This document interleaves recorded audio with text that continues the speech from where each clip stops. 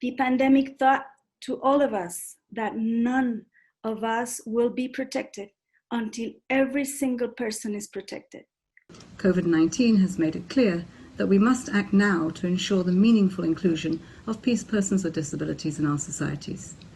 Our common goal is simple: to build a future that is inclusive and accessible to persons with disabilities.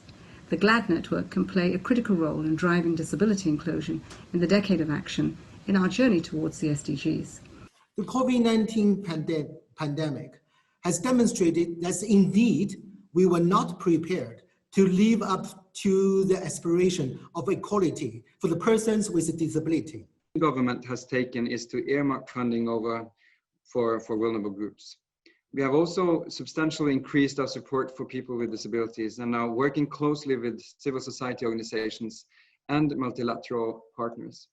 That the UK has announced £764 million of UK aid to support international efforts to combat COVID-19 and to mitigate its wider impact. And that funding will support people with disabilities.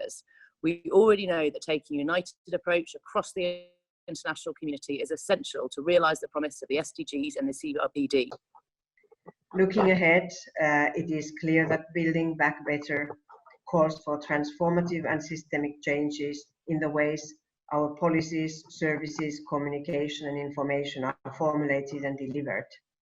As donors, we need to provide funding to both disability-specific interventions and to necessary capacity and structures for mainstreaming. But we can make a difference, and the pandemic serves as an opportunity for all of us to rethink how emergency education planning can be inclusive of children with disabilities.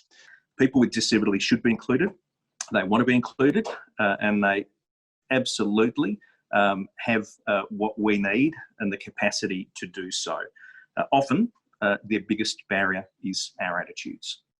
The pain from this crisis is sufficiently widely felt, and the systemic weaknesses it reveals are sufficiently obvious to open up new conversations that were unthinkable just a few months ago about the nature of the social contract and the right ordering of society. The pandemic must never ever be used as an excuse for limiting access to any kind of diagnostic and treatment, social services, or to healthcare or social services facilities.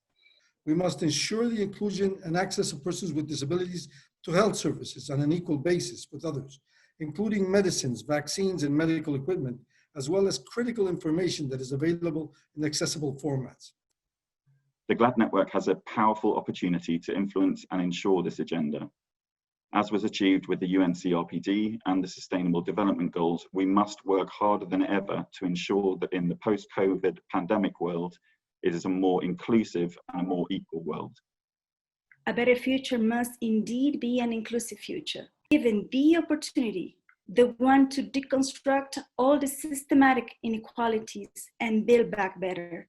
Building back better means building a more inclusive and resilient society which values and embraces diversity in its all forms.